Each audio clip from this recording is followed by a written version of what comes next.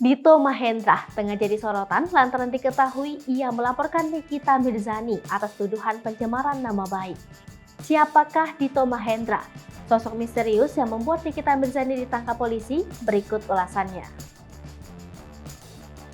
Aparat Polresta Serang Kota menangkap paksa Nikita Mirzani pada Kamis 21 Juli 2022 siang. Dalam siaran pers yang dikeluarkan Polda Banten, Nikita Mirzani ditangkap pada Kamis pukul 14.50 waktu Indonesia Barat di lobi utama Mall Senayan City, Jakarta Selatan. Penangkapan terhadap Nikita Mirzani berawal dari laporan polisi yang dibuat oleh Dito Mahendra pada 16 Mei 2022.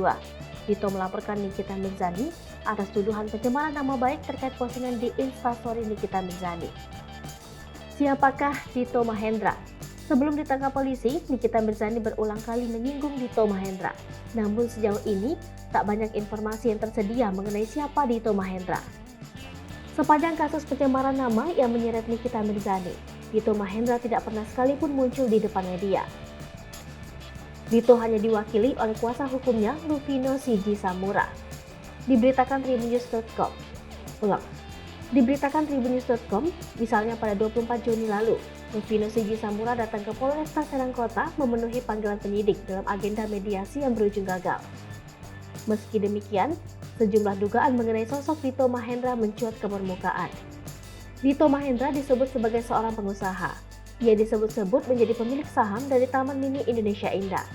Selain itu, Dito Mahendra juga disebut sebagai kekasih baru Nindi Ayunda.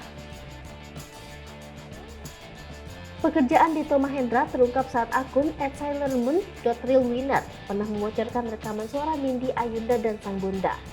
Rumah Dito Mahendra disebutkan ada di Kebayoran, Cilandak.